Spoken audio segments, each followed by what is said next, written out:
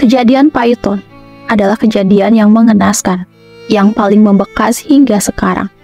Peristiwa kecelakaan bis itu menewaskan puluhan siswa dan meninggalkan luka yang mendalam bagi teman dan keluarga. Hari itu, rombongan siswa dan guru SMK Yapemda 2 Sleman berangkat ke Bali untuk melakukan study tour.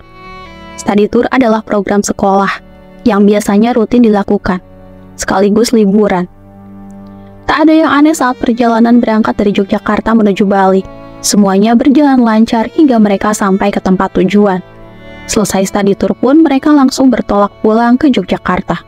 Tapi siapa sangka, perjalanan pulang tersebut menjadi tragedi naas yang memberikan trauma bagi teman dan keluarga. Setelah dari Pulau Bali, rombongan bis siswa dan guru SMK Yapemda 2 Sleman memasuki Pulau Jawa lagi. Perjalanan mereka baru sampai di Situbondo. Situbondo adalah salah satu daerah paling timur di Pulau Jawa. Memasuki Situbondo, kejadian aneh mulai terasa.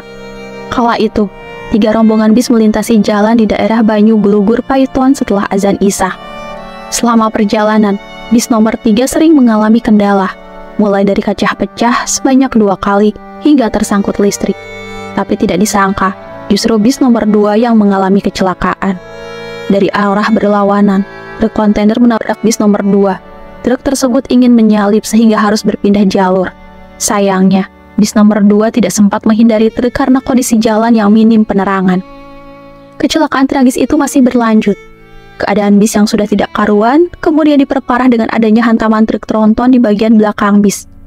Truk tronton itu mengerem mendadak dikarenakan bis dan truk kontainer yang bertabrakan. Kejadian naas itu tidak berhenti di situ saja.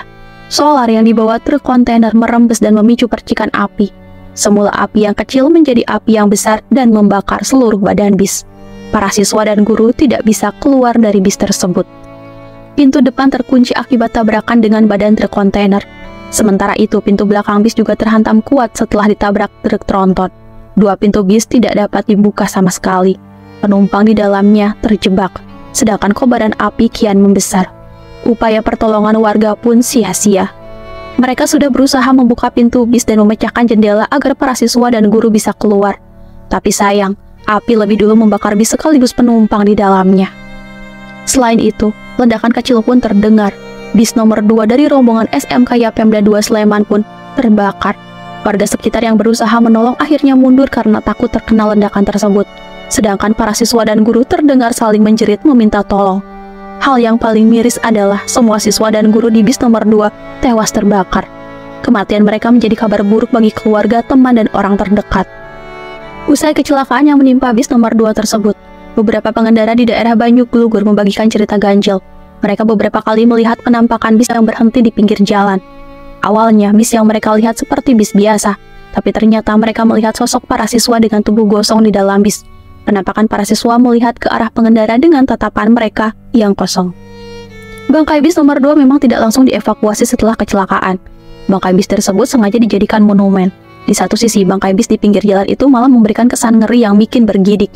Pada tahun 2008, bangkai bis itu baru diangkut, kemudian kisah mistis tragedi Python makin sering terdengar. Bukan hanya penampakan bis berhantu, tapi juga suara jerita di sekitar lokasi kecelakaan. Kisah mistis tragedi Python tidak cuma bikin merinding, kisah nyata di baliknya juga mengenaskan sampai membuat hati tersayat. Semoga para korban diberikan tempat terbaik di sisi Tuhan Yang Maha Esa.